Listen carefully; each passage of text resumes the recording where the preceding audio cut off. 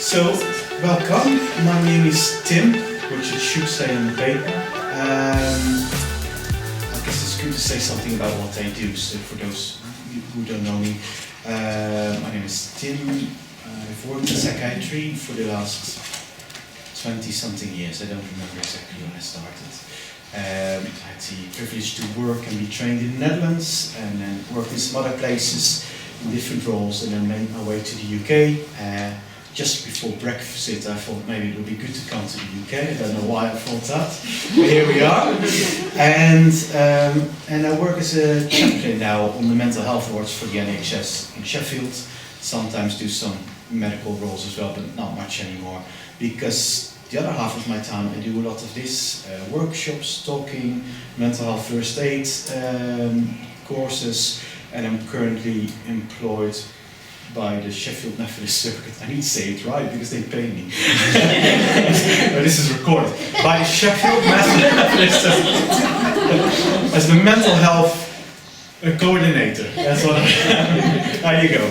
20 hours a week, can you believe it? So I work for them at the moment as well. So half hospital, half there. So that's my background. Why do I say that? Well, to show off, obviously, but also to say that if you've got some questions, do feel free to ask. That makes the workshop better as well. And I probably know the answer, or if I don't know, I'll probably know where to help you get the answer. That makes sense? So use the opportunity. It's not just me talking, although there's a lot of that. Other than that, you don't need to know anything. The accent is Dutch, in case you just sit all the time. What is the accent? What's the accent? Oh, you can focus. I know. You're here for the anxiety workshop? Yeah, else Mike wouldn't have let you pass, obviously. Anxiety, this way. Good, okay. Any questions before we start? Anything I need to know before we start? No? Good, okay. I'm going to talk a little bit about anxiety, but I'm specifically looking at what anxiety is, a little bit of the background, sort of the neurochemistry, not neurochemistry, neurobiology behind it. Just a little bit, don't worry, it's not boring. Anyway. We're going to have a bit of a look at what impacts it and how we can support young people, but not just young people, everyone around anxiety. And finally, we're going to do an exercise together that I use a lot for anxiety for many people, and then you can take or leave that as you like. Just to say, the workshop is of course for young people, because that's what it said, but it is for everyone. You can do this with children. This counts for children, this counts for young people, it counts for adults. In the end, we all have similar brain structures, and although different things might be more important at different times in our life, around anxiety, it's pretty much the same thing. Good. If you at any time feel uncomfortable by what we're talking about, that's absolutely fine. Don't worry, you're very welcome to feel uncomfortable. But if it's too much, or you want to just take a breather, please do take time for yourself, take care of yourself, and find someone to talk to if you need to, and else I'll be here afterwards. Despite the first Formula 1 race of the season. I'll be here for you. That's how important you are. It starts halfway through, so if I get distracted, then okay, let's start. Right, so there's a lot around anxiety we can talk about, really a lot if we dig into it. There's a lot we can talk about in terms of what is helpful, what is unhelpful, but I want to focus on 3 things today that I think will be practically a big help to you, hopefully, this way. So, and those 3 things are knowledge, tools, and behavior. Knowledge, because first of all, we need to understand what is happening. Yeah, if we know what's happening, we can intervene in the right way. So we need to know what is going on, and we need to be able to hopefully understand it to such an extent that we can share that experience with the person we're supporting. Knowledge is really power. In this sense, power over yourself. Understanding what's happening to you is already a big win. Yeah, big win. The second one is about tools. I'm going to do a tool with you. I'm going to share a tool with you, hopefully in a big group. So it's going to be exciting. And you can take that tool or variations on that tool and experiment with. That's up to you. There's many other tools, of course. And then we're going to talk a little bit about your behavior and why that's important. And that's enough, because you only have limited time. Okay? Good. Right. Let's start with a little bit of knowledge. So, really bad picture coming onto the screen now because I had to cut it, not with scissors, but yeah. And I tried with scissors, it didn't work. This is a cutaway of the brain, specifically of the limbic system. There are a few structures I want to explain to you, and then we'll come to anxiety. You'll understand why they're important. The main thing we're going to talk about is this little red structure here, very tiny actually, only this big, pea size, and it's called the amygdala.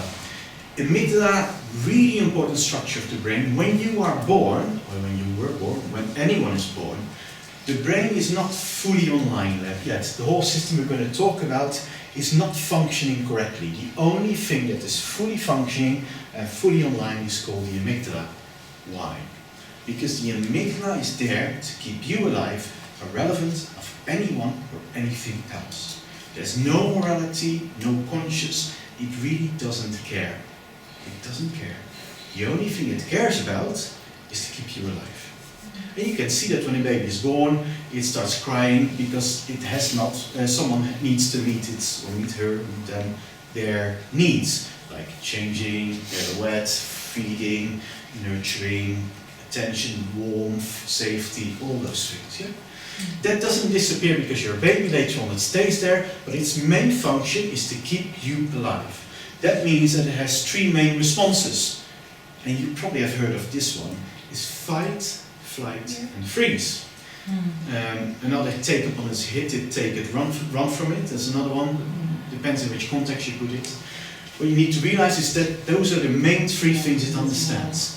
I perceive danger, I fight the danger, or I see a need that I need to meet, that I need to see fulfilled, so I fight for it. I flee from it, it's dangerous, or I pretend I don't exist. Yeah? Which for lots of animals is a successful survival strategy, so understandable. Yeah?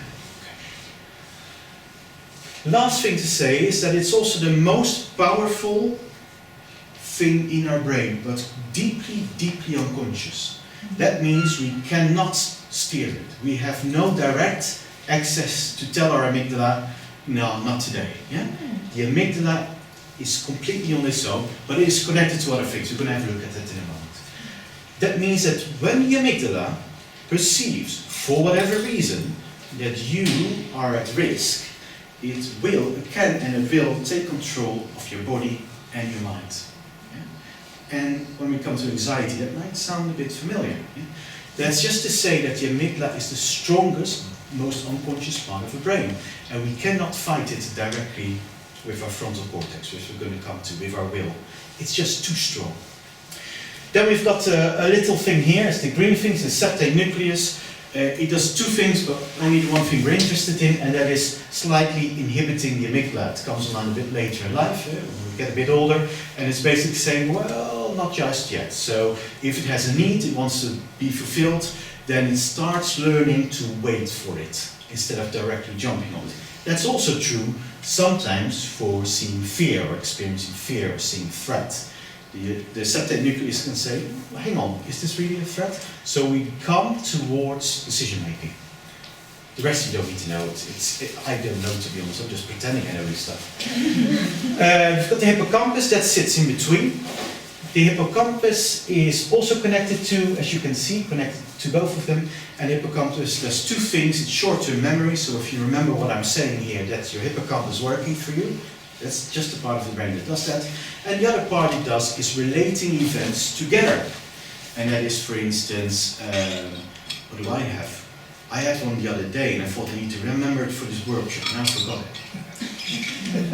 Oh yes, I was doing mental health first aid training, not so far away from here in the center. And I was standing there, and the sunlight came through the rooms, and I think it was a smell in the air. And it transported me to being in primary school, sitting behind the desk, spring sun coming through the air. That memory popped in my mind. That is also something it does. So it relates events together, both positively, but unfortunately also negatively. So in the sense of post-traumatic stress, you smell a smell that you might have smelled around the time of a trauma, that smell can bring the memory back. Hippocampus. Thank you very much, hippocampus. go somewhere else. Then there's a structure in between. We don't really need to talk about it. I'll just say it because it sounds like I know what I'm doing. Singular gyrus, forget about it. And then we come finally to the frontal cortex. All the things I just mentioned are between the amygdala and the frontal cortex. Frontal cortex is who you think you are. It's a very deep statement. Yeah? The frontal cortex is where your personality is, it's where your decision making sits. It is where you decide who you think you are, yeah? With all your preferences and all your dislikes, etc. It is also the conscious brain. It's where we make decisions. Amygdala, deeply unconscious. We don't even understand it. We can't even communicate in thought with it. Our thoughts are not there. There are no thoughts there. Our thoughts are in the front part, the most advanced system in a known universe. Just to let you know, that's how complex it is. We don't know of anything more complex than the frontal cortex of the human brain. I think it's incredibly impressive. That part makes decisions. So the frontal cortex can say, oh, I really want to take the last Subway sandwich, but I'm just going to wait and see if anyone else takes it, because then maybe someone sees me waiting and I'll go like, are you sure you don't want it? And I feel good about that. Or I'll say, oh yes, thank you. Yeah? Frontal cortex, complex thinking. Does that make sense? Complex thinking. Now a threat arises in our lives, a perceived threat. Say a car is coming straight our way. To think about it is too slow, our frontal cortex can't think it through. The structures in between don't really do anything in that sense, but the amygdala says to the body and the brain, adrenaline, jump or run. And that's why you will have heard so many stories of people doing incredible feats, physically and mentally to an extent, when they're a threat of their lives. Why is that? The amygdala does that. The frontal cortex can't even think about it, doesn't have enough time. Does that make sense? Do we understand this? So when we talk about anxiety, we talk about the amygdala. I think I mentioned everything I just said, but you get the things online. Sorry, it's a bit small. Where you wanted to sit in comfortable chairs in the back, so it's your own fault. That's one place here. What's to say? Right, but you know, a little later on, I think Mike asked for the slides, but I don't. Mike, did you ask for the slides? Right, good. So you can ask for them if you like. Does that make sense so far? So then the question is, what is anxiety? Anxiety is a natural response that keeps us alive, but when it happens at the wrong place, at the wrong time, it interferes with our daily lives. Basic understanding of anxiety. Really simple, isn't it? So when the car comes and I get adrenaline in my body, it shuts off everything else of my brain because it literally does not let anything else pass and just says, this, now. And you don't even have time to think about it. Your brain, your consciousness doesn't even have time to understand. It will jump. Yeah? Good thing. Me speaking here in front of you, my amygdala is right now perceiving you as a threat. But only mildly so, because of the experiences I've had with you. Another person, perhaps one of you, struggles with public speaking, which I can really understand, and you would stand here, and your amygdala would make you sweat, stutter, you would lose your words, your frame of thought. And I think if we've all experienced moments in our lives where suddenly a stressful event would have asked something from us and suddenly our brain doesn't work. You recognize that? That's the amygdala doing. That's not your conscious brain. You have no impact on that. You cannot change that. At least, you cannot change that right at that moment. Do we understand anxiety? Have we got that knowledge? Have you got any questions about anxiety? I'm really a good teacher. Alex, okay, you're a teacher. Danny, you used to be a teacher, no? Yeah, it's okay. It's okay. Fighting anxiety is all about actively managing the amygdala. Like I said, we cannot win the fight with the amygdala. It's too quick, it's too strong. When we're experiencing anxiety, it's very hard to fight back. Don't know if you've ever experienced that, especially if you're stressed. If you think, oh, why am I stressed? Why am I stressed? It doesn't help, does it? So we lose that fight in that moment. But there's a lot we can do to manage the stress or manage the amygdala. There's lots of ways to do that. And that's where I want to take you in a moment. Are you sure you don't have any questions about anxiety? It's also a physical feeling though, isn't it? Sorry, say it again. It's a physical feeling as well. Yeah, can you tell us what that's like? I don't know, I just... Gosh, I feel anxiety now. Sorry, say it again. I feel anxious now. Okay, that's okay, she said something, no worries. Yeah, breathing. Yeah. Hard to breathe. Yeah. Hard to breathe, yeah, hard to breathe. What else is there physically? Keeps you awake. Keeps you awake, yeah. Stomach cramps, headache. Headache and Headache, stomach cramps. stomach cramps, headache. Sometimes vomiting Yeah. as well. Palpitations, Sometimes vomiting as well. vomiting. When hand, that's it. Yeah, feels hands, Yeah. hands been dizzy, like where Dizzy. it's on your hands, Shaky. temperature. Temperature. Yeah. That's all the amygdala just taking over your body. Yeah. Why? A lot of it has to do with the injection of mainly adrenaline, but others as well. That does a lot in that sense.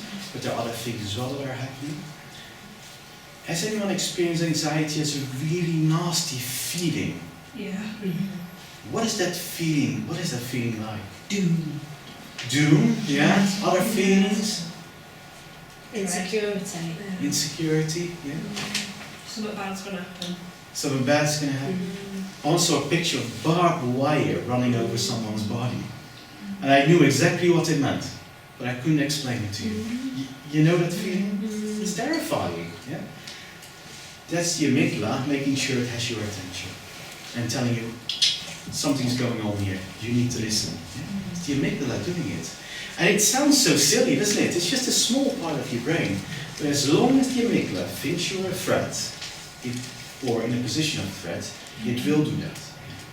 Now, we have those acute stress moments where it all comes at once. And you already said, staying awake, Glenn. That doesn't sound like just one moment, does it? That's more of a long-term thing. So we've got also low, ongoing levels of anxiety. So anxiety comes in all kinds of shapes and forms. With anxiety attacks or panic attacks, you have those as well.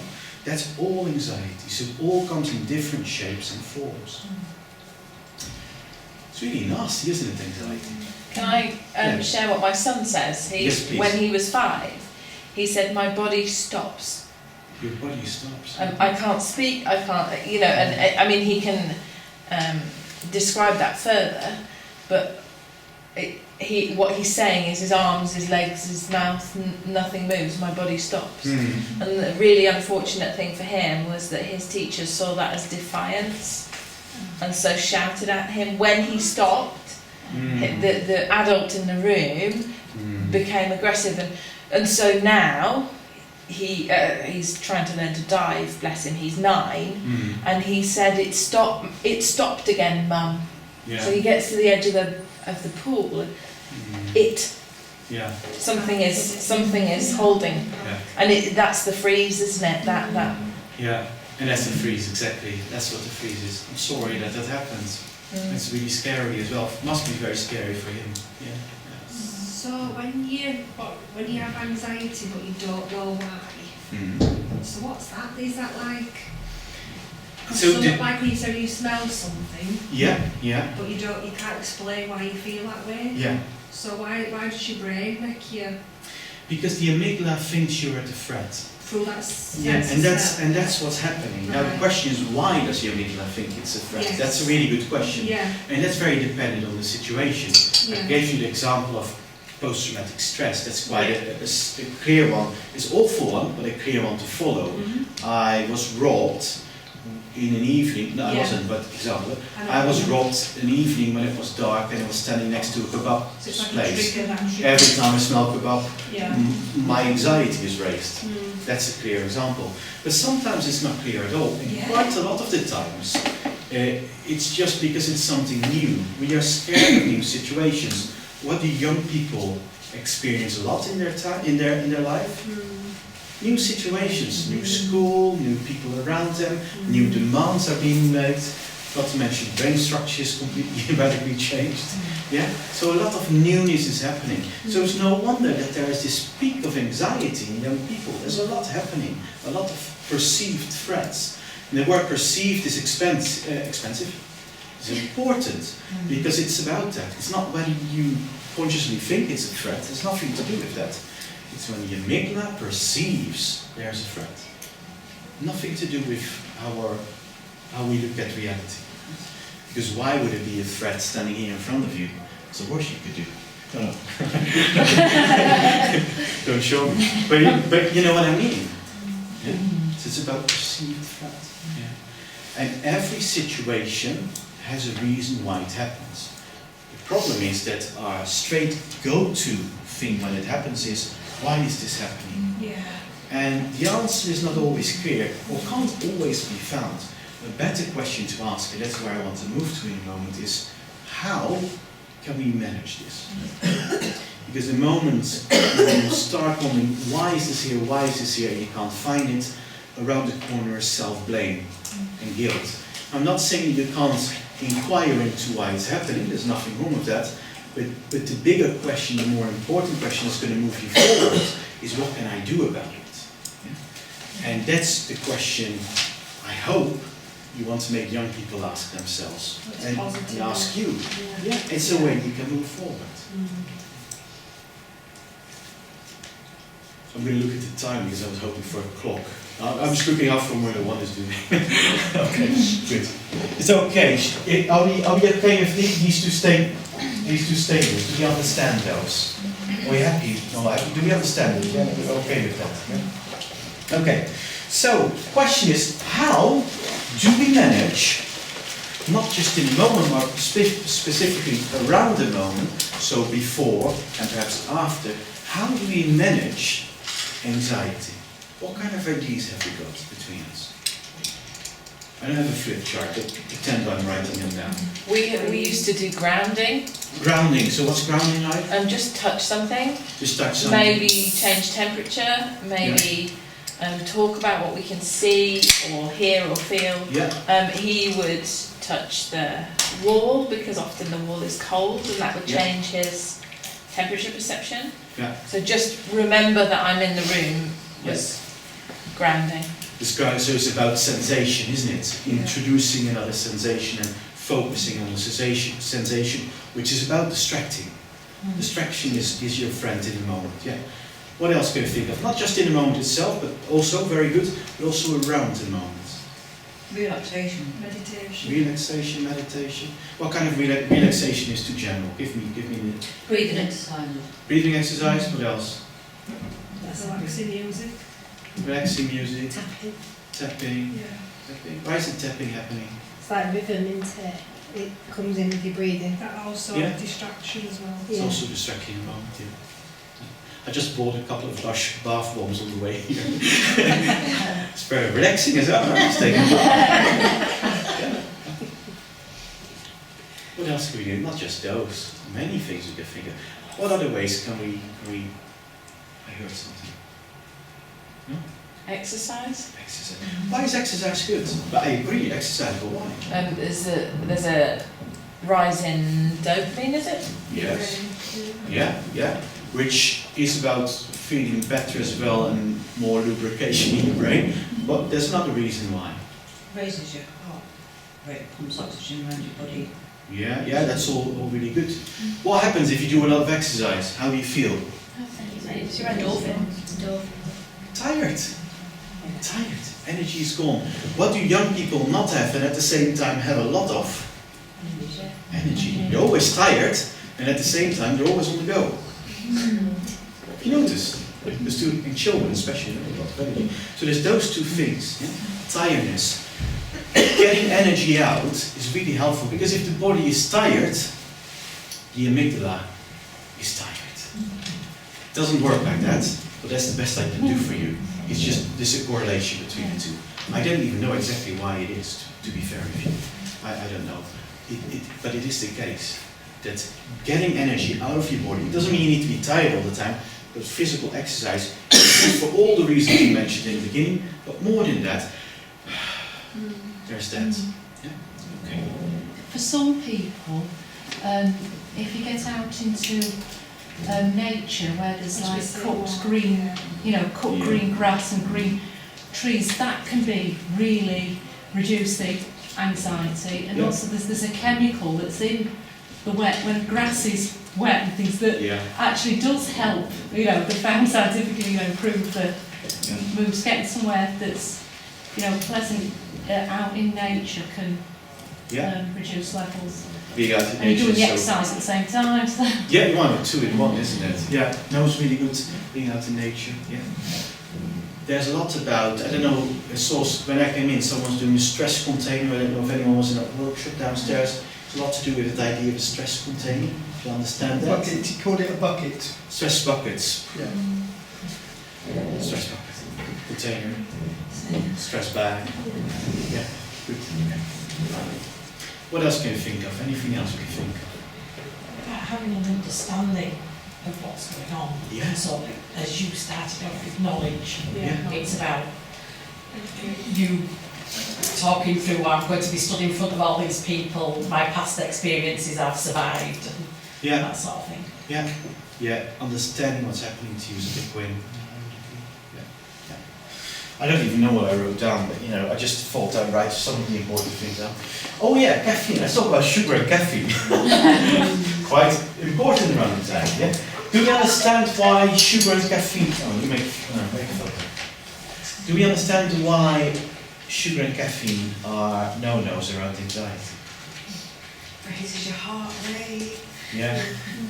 Yeah, heart rate, pressure, chemical interchange in the body and brain. So there's a lot of reasons why sugar and caffeine aren't great. What do young people eat a lot and drink a lot of? Sugar and caffeine, yeah. So, but it can be really a big difference. Sometimes you need to explain a little bit, you need to sell it a little bit more to the young person and say, why don't you try to do without caffeine and see how different you feel, in which way you feel different than the day before. Give them experiences. Explain why it's important to give it a try, because then they can make their minds up of whether there's indeed a difference. But you can also explain why caffeine raises the heart rate, makes it harder to think, actually, not easier, especially the more addicted you are on it. Said the guy who's having Pepsi. Yeah. Sugar, a lot of energy in the body wants to come out. Why do we exercise? To get a lot of that excess energy out. Yeah? So we're just replenishing it in an unhealthy way. Impulse reduction, calmer environments, out in nature, really good. And that's not the only way, obviously. There's something about active reduction of stress, so mindfulness, meditation, calm time, etc.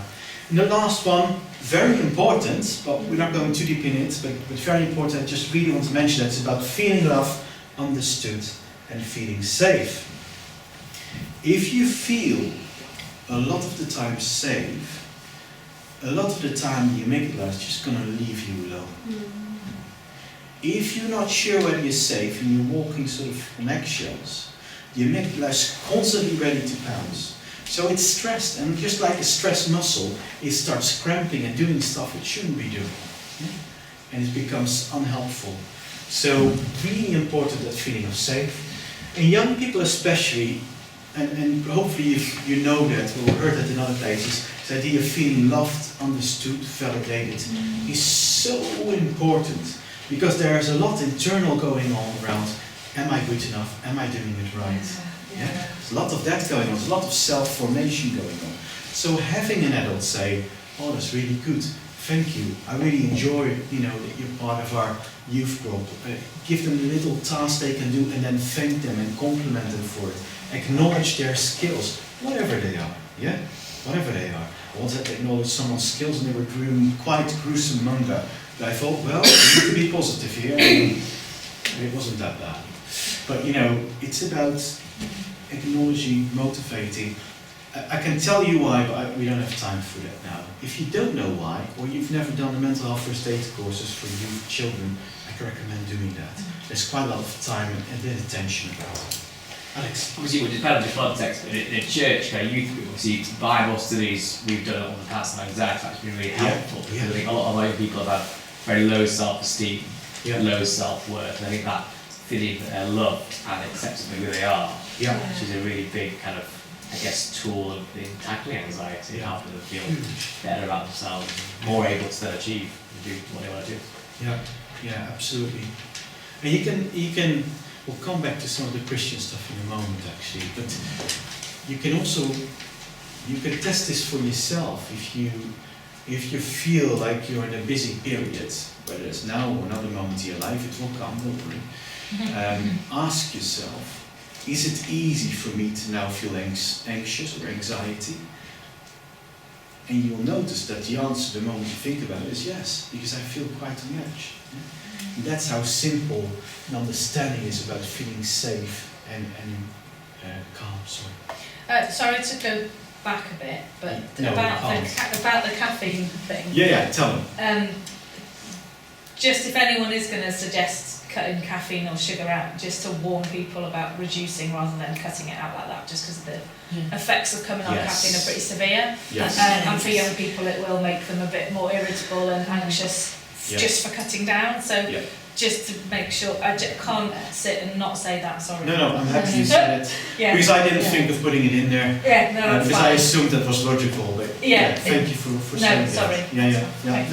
No, it's good. It's good. I think the other thing when it comes to caffeine, sorry to jump on your world, I had a little tiny one. She was 18 months. Yeah. And right through until 2.5 years, she was being tested for this, that, and the other. Not mine. It was just childcare setting. And it wasn't until way late on that we figured out they were giving her tea, which although doesn't have heaps, in my understanding, it has enough caffeine to make the world a hard place. Yeah. I can't explain to you the things that we went through to Yeah. try and help this little dot, and Yeah. it's cultural.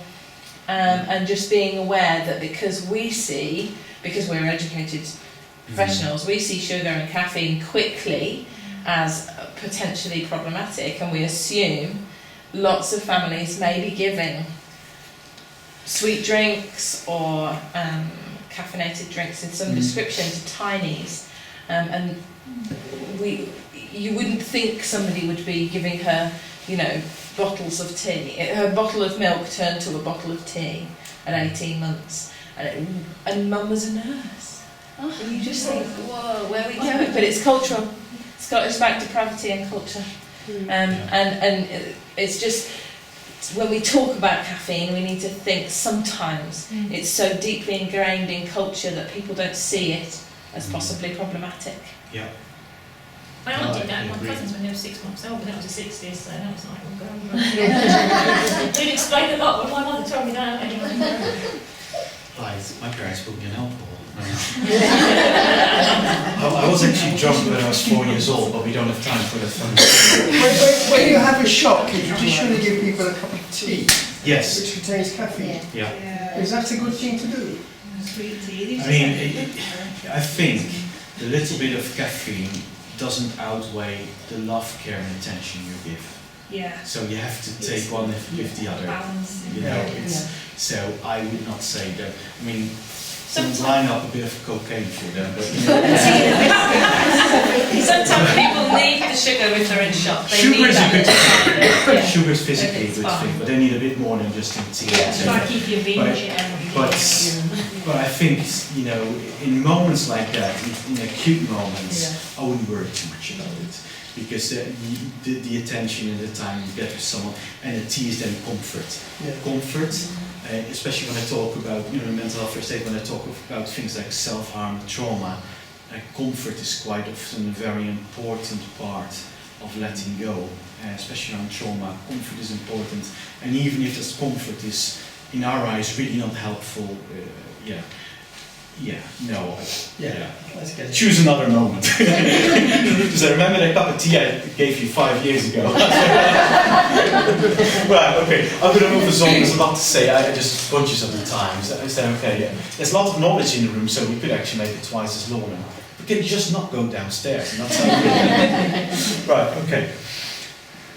I want to say something that is not on there, and that is about our attitude. And that's really important. And I think it's the most important thing, in my experience.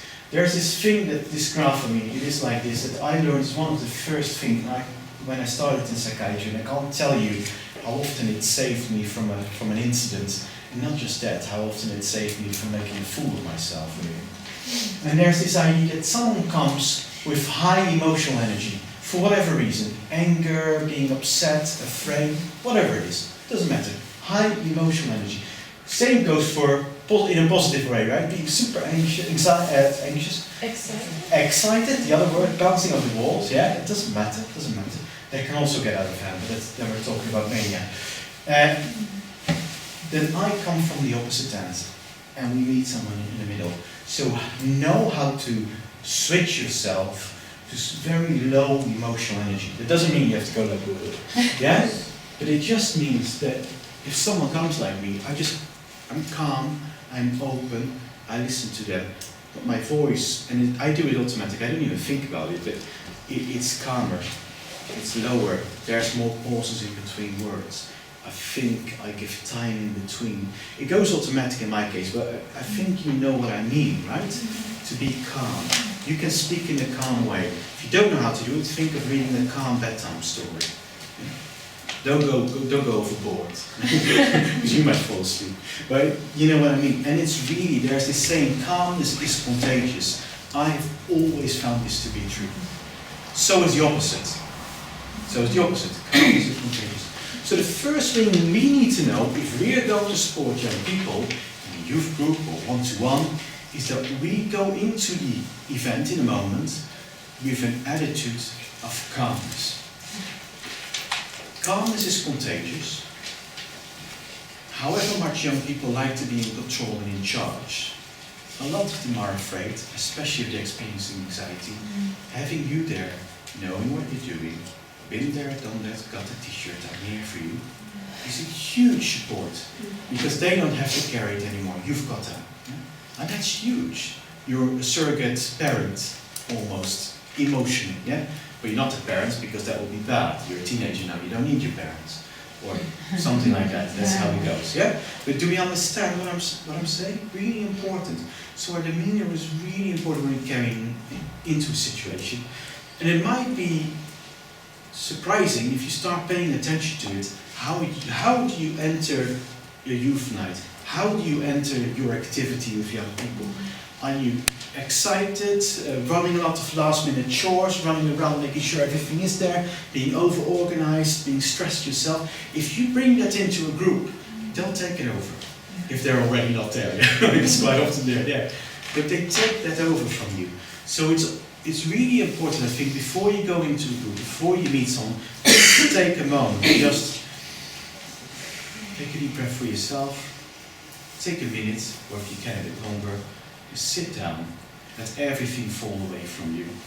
And then with that attitude, with that calmness, you can smile, you can be happy, you can be all those things, but you carry calmness with you. I am 100% convinced by my experiences as well as science that it is contagious. Now, you're not gonna always get what you want, just to say that in advance. But it's so important that you regulate your own emotional energy if you're supporting someone around anxiety. Whether that's ongoing, or whether that's in a crisis moment like a panic attack. You being calm is the world to the other person, whether they realize it or not. So important. And I can literally, we can talk a whole day and do exercises around that, just around that. And it will be worth it. But time marches on. And so do we understand this concept? Yeah. Really important. Okay. Right. That brings me to the very last thing, I think. I'm looking, I want some time left for questions as well. So we're going to do an exercise, then a sort of open floor, and you can say we can respond together. Is that okay?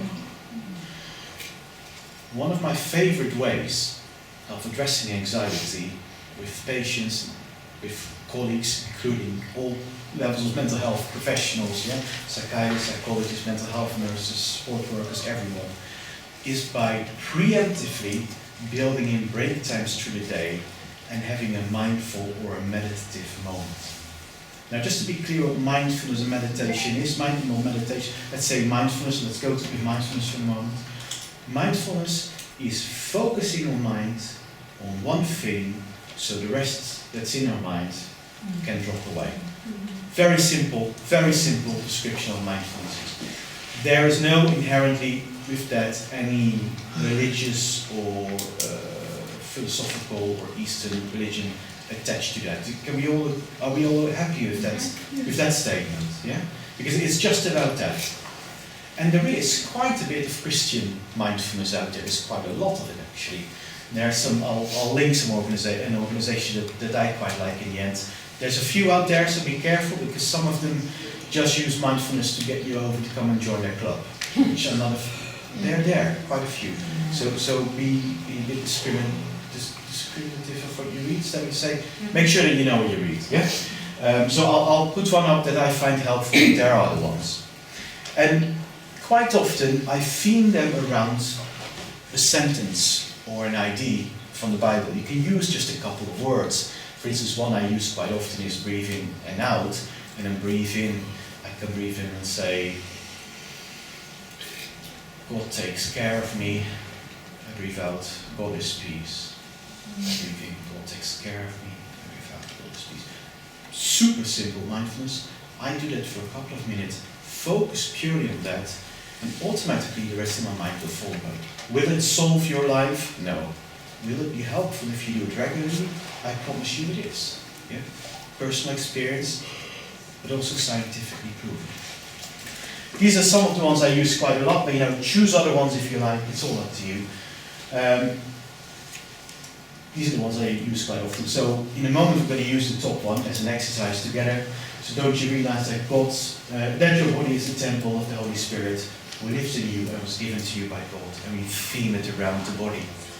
I praise you because I'm fearfully and wonderfully made. Your works are wonderful. I know that full well. The other one is about this is the day that the Lord has made. Let us rejoice and be glad in it. There are really moments to focus on the day, today, now, this moment. You see that seed is in there of focusing on the here and now, and the top one is very much focusing on the body, which is a good moment, a good way to focus on the here and now, and take us away from all the other things. And in other words, parking the amygdala somewhere on the sideline to just calm down by itself, while we, our frontal cortex, is engaging with something else.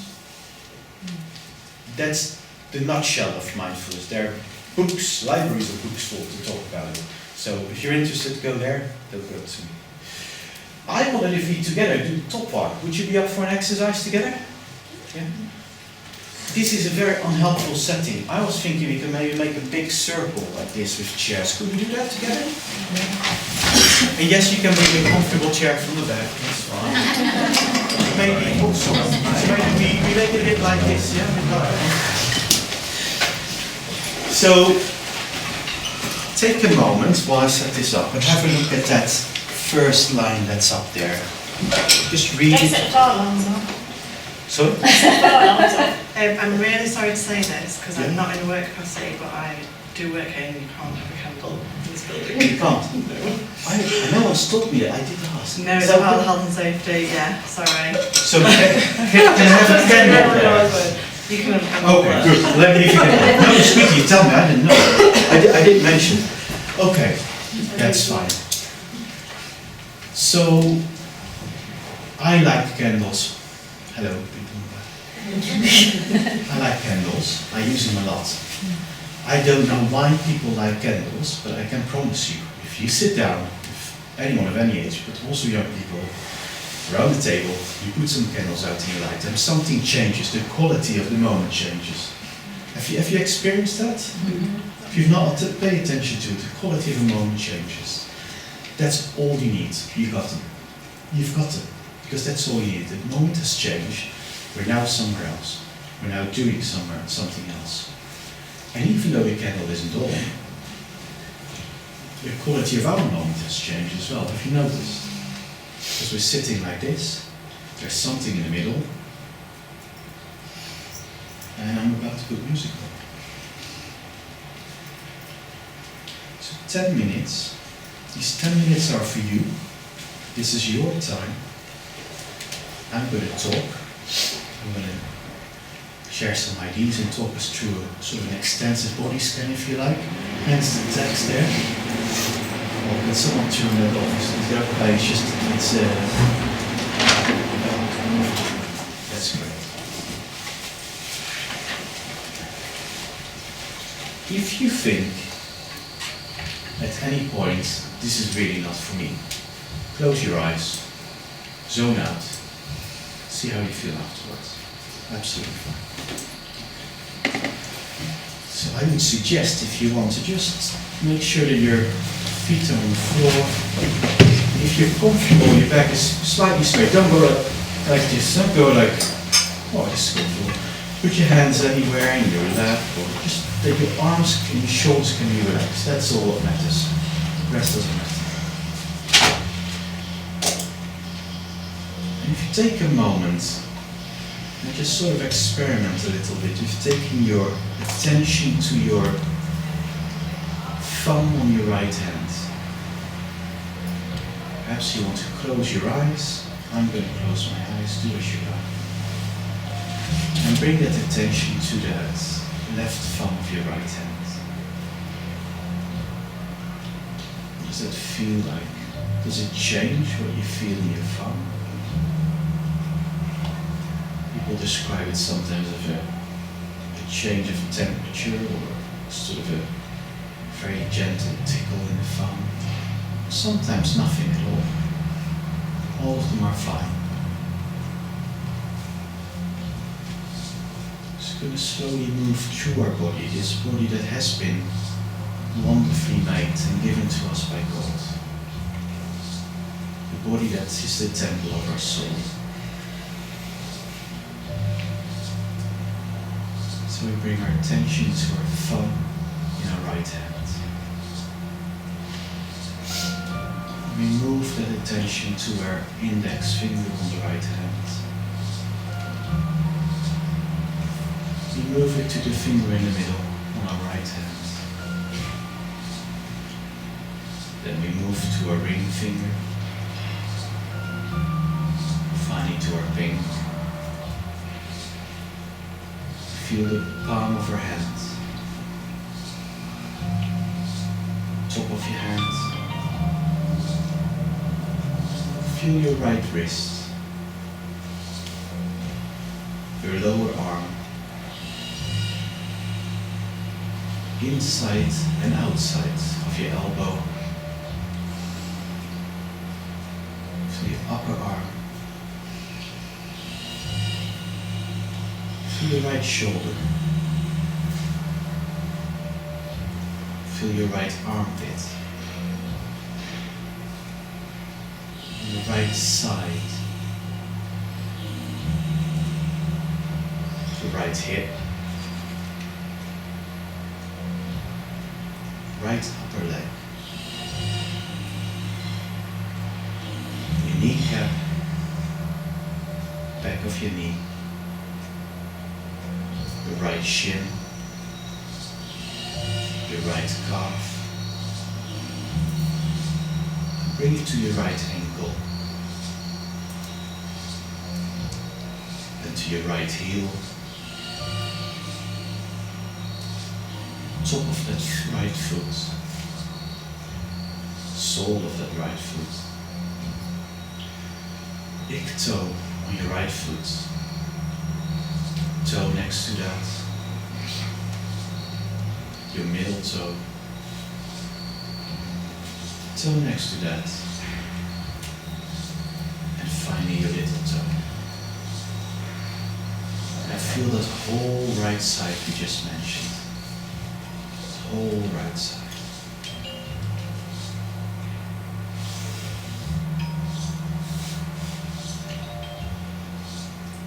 Moving attention to the left side, we start with a thumb on our left hand.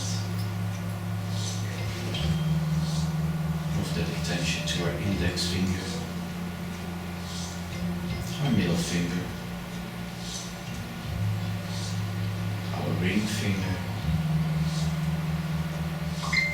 and finally to the pink of the left hand.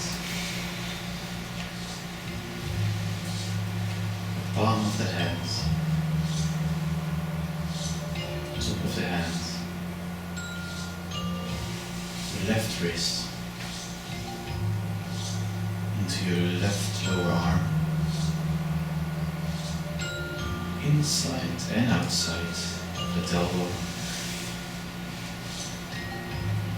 Left upper arm. Left shoulder.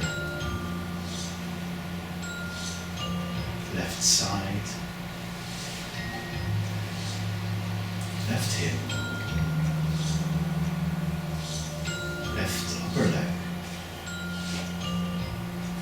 Your kneecap and the back of your knee. Your left shin. And your left calf. Bring our attention to that left ankle. The heel. The sole of the foot. The top of the foot. Big toe on your left foot. Toe next to that. Your middle toe. Toe next to that. And finally your little toe. And feel the whole of that left side. Whole of that left side.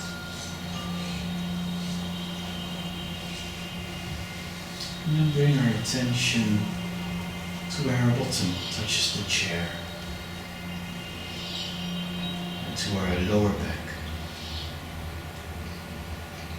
Go up to the middle of our back.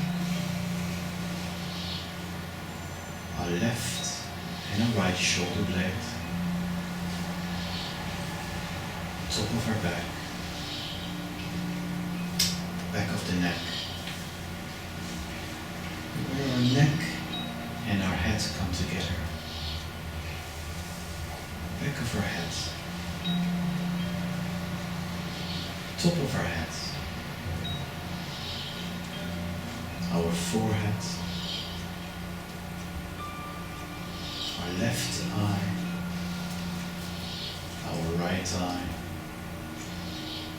Our nose. Our lips. Our chin. Left side of our face. Right side of our face. Front side of our neck. Upper chest. Lower chest. Our upper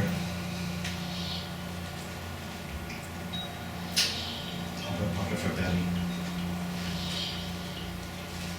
Our lower abdomen. Finally our groin. And I feel the whole of our body. Pay attention to the whole of your body. Feel all of the parts of your body.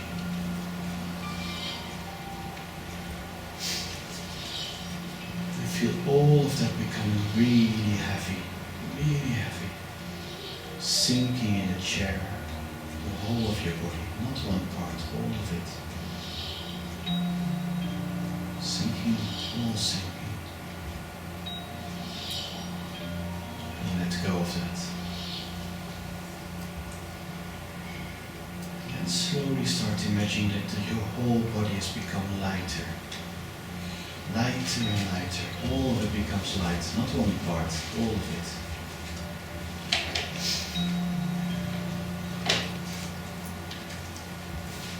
Now we let go of that as well.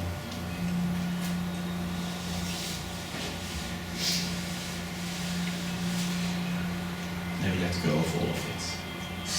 All folds of the body are gone.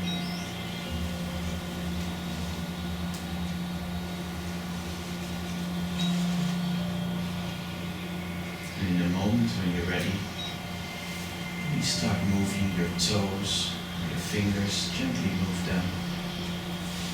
Swing your head a little bit around, not too violently. Moving around. Roll your shoulders.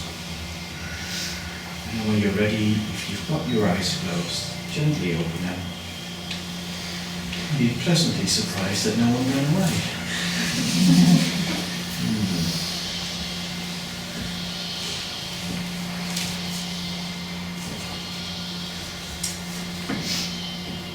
How do you feel right now? Tired. Sleepy. Sleepy? Yeah. Good. Sleepy is good. Pale blue. You feel pale blue. You can have pale blue. Any other things? It's good to be honest, no? It's good to be honest. Is there anyone who feels maybe a bit uncomfortable?